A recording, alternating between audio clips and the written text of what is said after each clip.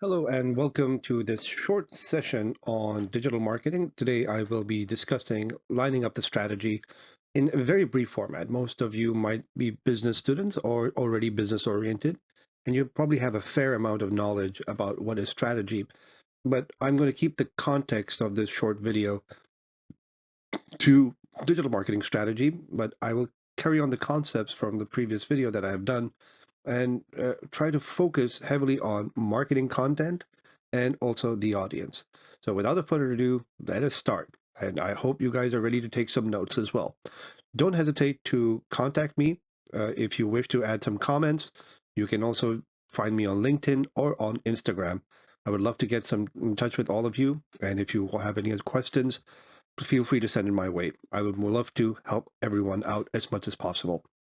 So let us begin lining up the strategy by Baber Mirza. That is my name. We discussed earlier on what is value, and in terms of marketing, what is value proposition. Now my focus is more towards online value proposition. All of you probably have certain ideas for a business, or probably think about launching your own business, or probably have a business currently and we're thinking, how can I push this further? The idea over here is to focus in on the audience mindset. And when I say the audience mindset, everyone thinks the same thing. Why should I go online to use your application or to browse your website? Maybe shop on it, find information, and all those things. As previously stated, value is the sum of all perceived benefits minus the sum of all perceived costs. And perceived benefits can fall into the category online, such as entertainment online, finding information to relevant things such as a map or location details, hours of opening hours and closing hours of a restaurant or a bar, the time it will take for delivery. Okay, so if it's faster delivery than most, or for downloading some item, is it much more cost effective or cheaper to buy on your website or on your app than another one? And the content itself, with what context am I researching the content that you have? How does it apply to me? Or I would say the client as it is. Cost, on the other hand, could be related to the fear of coming to your website or app that my data might be breached, my credit card information might be stolen, or I'm not safe on this website, and so on and so forth. Anxiety about comparison, anxiety about is this valid, the quality is valid, the material or the content that I'm looking over here may not give me the answer I'm looking for. Fulfillment in terms of receiving an order, it might not end up the way I wanted it to. I did not expect this quality. And maybe just cognitive dissonance. Cognitive dissonance means post purchase behavior stress or anxiety from buying something and then regretting it. Will that build up too? So I would like you guys to think on those terms and probably balance your value proposition on the fact that you are providing a higher benefit than the cost. Everything will depend on your promise to the customer, and the promise must be real. The promise must be greater or equal to the expectation. If the promise of your value proposition falls below the expectation of what the consumer has in their minds or hearts, they will be dissatisfied. And if the promise is aligned with the expectation, they will be satisfied. But if the promise goes above the expectation, they are delighted. And delighted customers or viewers or browsers, they do return. And then they become part of our loyal following. And loyal following is much more easier to retain in terms of cost. But you have to keep providing value constantly. Okay, so moving ahead. Some of the great examples out there are Google search engine versus Bing search engine. Why do people continue to use more Google search engine than Bing? Aren't they the same thing entirely? What is their value proposition? Why have people who have applied to jobs on Monster initially have shifted over to LinkedIn? Why did people who used to initially use iTunes have shifted over to Spotify? Think about the value they offer. Google does not consider itself a search engine. It considers itself an organizer of information. LinkedIn is not simply for applying for jobs, but also expanding your network. That's why they use the word in, like linked into the in group. Spotify releases the fact that you do not have to use space on your cell phone or smartphone, just like iTunes did. but you can still listen to your music. And of course, it's free.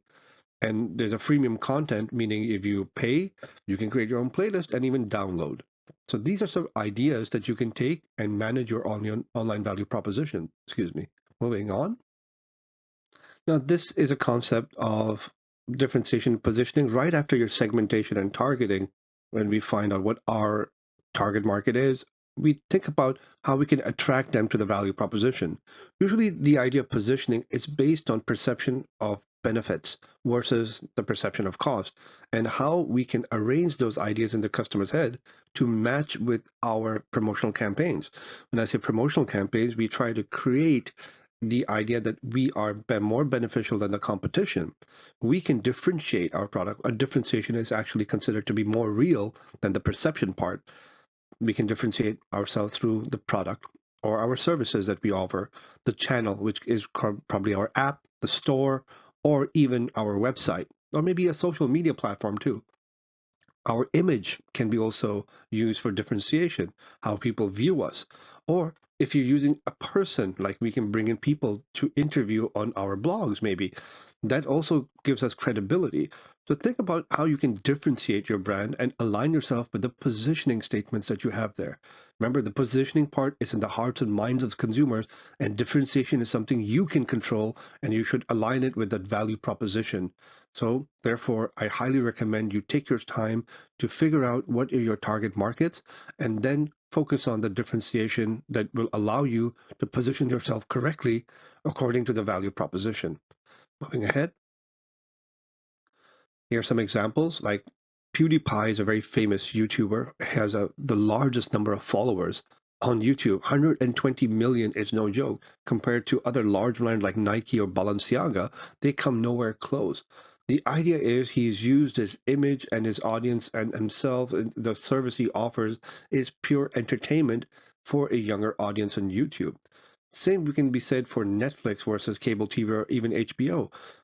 Netflix is either ways was on-demand television, but it wasn't something very unique. However, they tried to create their image as to be very youthful, on-demand with the latest content from independent providers, and they almost beat HBO, and people still prefer Netflix over many of the other services out there. This is their service and also maybe the channel that they quickly capitalize on the idea if they were first to the market with on-demand streaming services, they will be able to capture the landscape much faster. Even though Hulu and Google provided it, they weren't providing great content, and this is where they differentiated themselves. Moving ahead. Now, I've spoken about positioning and differentiation. We could have started with the audience first, but you might be already aware of the type of audience you're trying to target. But there's a science behind that. It's okay to start with an idea that you're trying to target a critical mass of an audience. What is your market potential in terms of growth? But truth be told, your audiences online can be fragmented further according to such attributes in their behavior, or attitudes, interests, opinions, in their psychographics, in terms of how much they consume certain things, in terms of demographics, their age and life cycle stages. All those things can be fragmented further to create much more interesting value proposition for your niches. Therefore, what we develop is customer personas. Customer personas are basically an idea that we mish and mash all the demographics and psychographic information about our current consumers segment wise. And we try to homogenize as much as we can regarding what sort of customer profile will come up. And those customer profile should yield a high market potential, meaning if they're too little, if there are only 20 to 30 people in that audience group, then that's just too small. We're looking in the thousands or larger audiences. So it's good to, I would say, shave off certain attributes and focus in on what's the most interesting things that you could provide value for. On top of it, we also try to estimate how a consumer is flowing through our website or app. Those are called customer journeys, meaning how do they find us? What do they do on our website or app? And how do they exit our website or how do they close the app? Do they perform some action? It's a bit like the decision process for marketing. Let me explain in the next slide. Here's some examples. We can combine demographics and psychographics as well as behavior information. One persona could be a zillennial, part-time job with full-time bachelor education, socializes on the weekend with friends, uses social media to share daily trivial content such as their selfies or where they've been for jogging or hiking. They typically shop online and they always look for the best deal for entertainment. We can call this persona a young zillennial shopper, whatever you want to label it. And maybe the market potential for such people in your region could be in from range from 500,000 to a million. So that's a large potential that you could target. You could probably capture 5 to 10% of this for your business if you're running some sort of interesting entertainment blog. That is possible. Next is an journey, which is part of your acquisition behavior and outcome, just like a decision process. We can assume that we will acquire majority of our traffic from ad campaigns or from organic methods such as SEO, and probably use social media at the same time, like Instagram. 80% of our target traffic usually browses the product category according to prices. So if they arrive, 20% of them might just bounce out and leave without any care in the world, but the remaining 80 might be more considerate and stick around and browse the product category. This is probably from our previous data, from our analytical server, or the assumptions we have made from the data we have collected. And from the data we have collected, we could make a safe assumption that 30% to 35% of the target traffic from that 80% that stayed or stuck around, they would leave the website by adding an item to the wish list worth $20. This is our safe assumption from the data we have collected. And the further we fragment our audiences, we will be able to create better journeys for them. When I say better, it is much more clear what they do. It will never be as linear as you think it would be, but it's a good idea because if they're browsing these categories, you can probably drill down in the product side and see maybe the female audience are focusing more on accessories. Maybe the male audience is focusing more on running shoes. Maybe the younger audience is focusing more on video games. Maybe the older audience is booking tickets, flights, or XYZ. Whatever it is, you can then modify and personalize your messages on the website or the promotional schemes in your email to trigger a more, I would say, in tune emotion with the value proposition that sparks an interest to come to your website. Meaning, if I write a blog for students, I should also keep it a little funny and humorous. So if I keep it a little funny and humorous, my younger audience would probably enjoy reading the article, but I shouldn't keep it up to 20 pages because I might lose their interest. So I could create summaries as well. But if I'm creating a article for professionals, I have to keep the tone professional, but I must focus in on questions they usually ask in business cases. That is all about the journey to how they click, where they click. There are many software and tools out there that help you figure these things out. One of them is Google Analytics, which is a free tool. You should be able to use this easily, and I highly recommend if you're starting off on this journey of digital marketing, one should get a free certificate from Google Analytics. Analytics Academy is free, and if you do the basic level, it is absolutely amazing to, I would say, give you insight into the life of what a digital marketer person does on a daily basis. Moving ahead. Now, we're going to talk a little bit about content, but I would like to keep the content part for another session. But I would like to focus in on the value proposition regarding content. You have to think about your multiple audiences and what attracts them in general to be excited, their emotion that sparks inside of them that builds interest and curiosity. What influences or pushes them to probably come to your website? Maybe the clickbait headline if you're using that, maybe the imagery you're using, maybe the content itself. They're curious about certain things in their career, maybe in their entertainment part. They're just trying to fulfill something to remain happy. So create content for at least 2 to 3 different types of your major segments to keep the ball rolling. You should use different platforms to drive audience to your website. Different audiences reside on different platforms, which is true. Here's an example that I think is pretty relevant, but it may not be entirely accurate. Think of the internet like a place where you live in the world. It's like real estate. Snapchat could be interesting for 12 to 14-year-old boys who love to play Fortnite. Instagram could be interesting for 18 to 22-year-old young ladies who like to share selfies and maybe motivational quotes and things about beauty tips or traveling the world. LinkedIn could be interesting for entry-level job finders in business or mid-level managers who are trying to find content to improve their career. So now you have an idea of certain social media. Go explore the remaining social medias and what they mean for their audience. Why do they reside over there? And how you can attract them back to your website. Your website, at the end of the day, is your main engine to generate business. Never forget that. It's where you will conduct your business. Some examples are maybe using 6-second videos in Snapchat to create a call to action, maybe to download your app from the store or download a PDF file. Using carousel of interesting images or a sponsored post on your target audience newsfeeds, driving them to access your store directly from Instagram, or sharing a short blog about the current state of affairs of your industry on LinkedIn to gain some interest. And people might come and view it, maybe they would even comment or subscribe to your blog.